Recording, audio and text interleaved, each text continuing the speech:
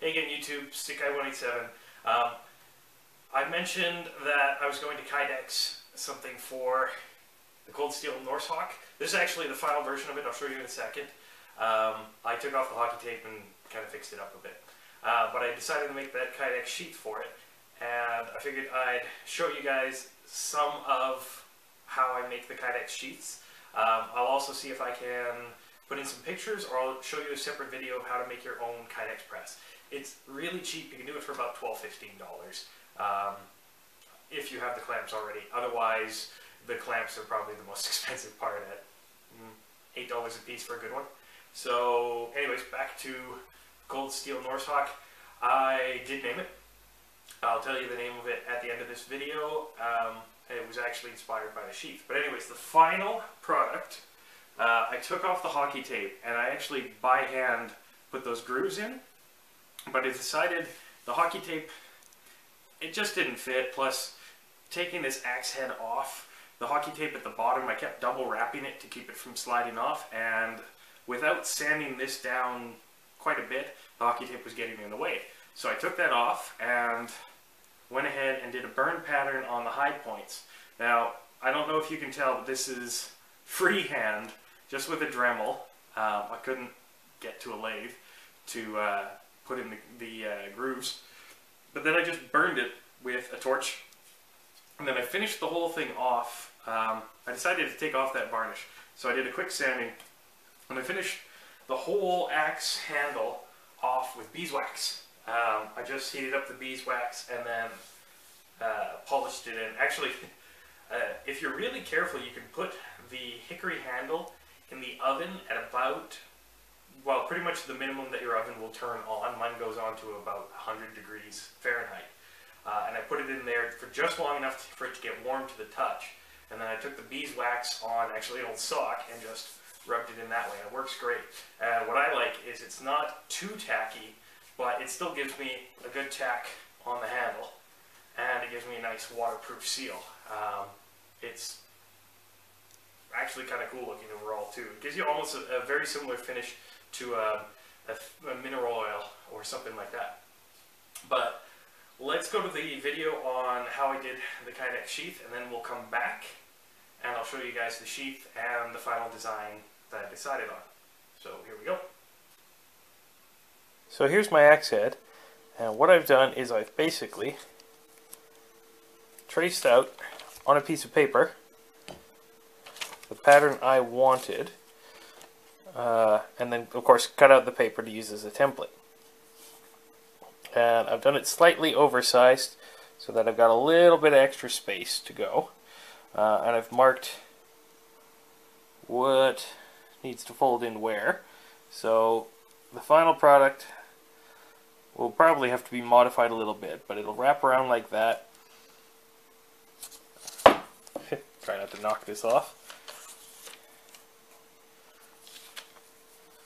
The blade will slip in there, and then it will snap in place with this roll here.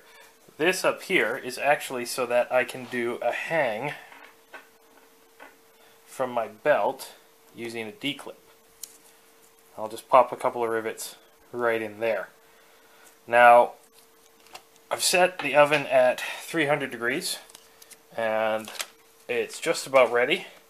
So now that I've traced on here using actually crayon, and then cut this out with a Dremel, I'll be able to put this in the oven for about 5–10 minutes at 300 degrees, and it'll be malleable enough. I'll have to shape the pieces individually, well, not the pieces, but the locations individually. This will be first, and once that's all set in place, I can then work on the back section. I will probably have to use the heat gun to soften this up a little bit, and then when that's in there, I will do this piece as well.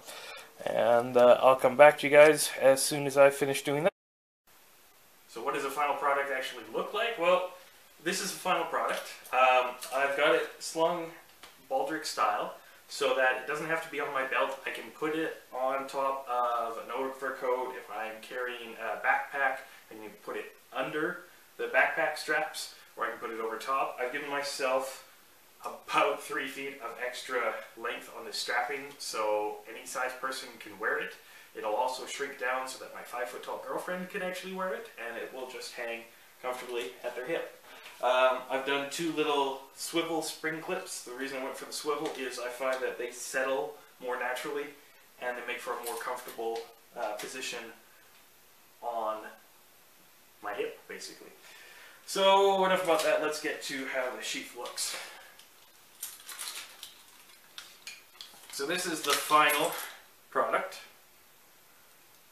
Not the prettiest thing in the world, but it really does work quite well, as long as you don't get the straps when you're taking your axe out. Basically, I designed it so that it tacos around the axe head, which does have a lot of material above and below it. If you taco around an axe head, that's what you get. If you pancake around an axe head, or if you're willing to do a lot of work afterwards and just seal it, you can get it much closer to the actual contour of the axe head. So, but I tacoed around this because I wanted this to be all one piece, nice and strong and sturdy. Strong enough to hold the axe in place in whatever stupid situation I find myself. Or camping. So, basically I tacoed it around there, and you'll see here I tuliped this a little bit. Took the heat gun and just bent them out a little bit so that it's easier to get the axe head in there. Now you'll also notice sometimes when I put it in I might not get it in perfectly. Well, I designed this to make it almost idiot proof. I haven't met the idiot yet who will prove me wrong, but I put in 2 shelves so that it will go into position, it will lock in position, and you don't have to worry about it falling off your belt, and you don't have to worry about this thing slipping out and falling on your foot. So this is a big shelf here. It actually sits underneath the blade. You might see on my original design that this was actually just completely across. Well, this shelf, which goes underneath the axe head here, was the only thing I had originally, and I didn't want to put all my eggs in one basket. So I added this second shelf and just formed it up with a heat gun around there, and then did some sanding to round everything off so that I don't cut myself on my Kydex sheath.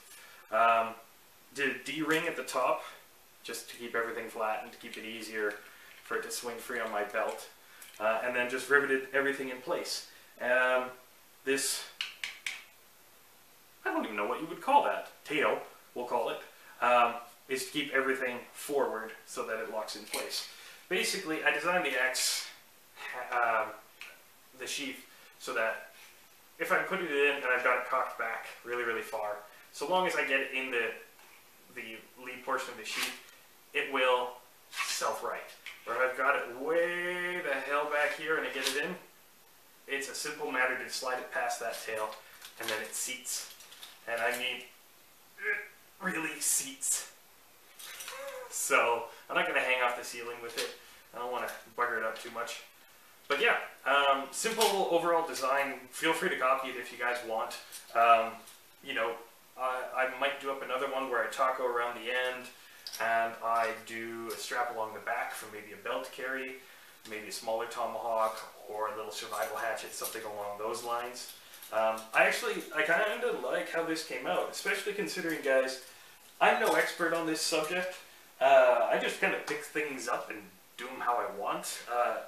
You know, this is my second sheath, and this is my second sheath, and this was my first. So they're actually from the same 1 foot by 1 foot piece of Kydex. So I've got a little bit more. I'll do up another video and show you guys my press. It was really cheap. I did it for $24 plus the cost of the clamps. I got really cheap clamps. Don't do that. Get yourself some good clamps. Get C-clamps if you can. And yeah, that's about it. So, you know, do you guys have a Kydex sheath that you guys made that you're really proud of? Feel free to share it in the comment section below. Send me a message, anything like that. Even if it's your very first time and you don't think it turned out well, I want to see it. It'd be cool to see it. So yeah, that's about it, guys. Until next time, I'm Stick Guy 187. Stay sharp. Bye and bonjour.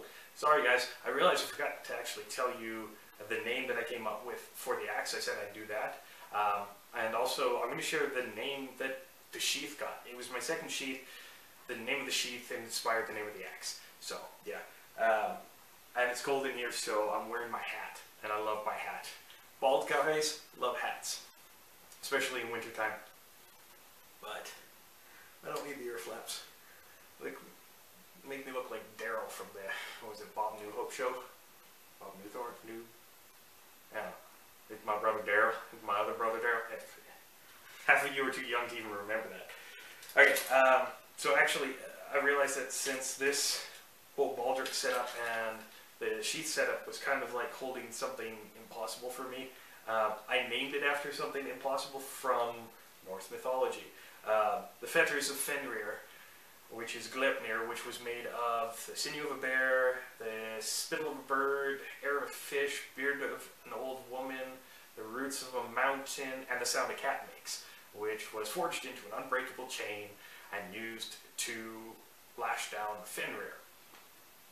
So guess what I named the axe? Say hello to Fenrir.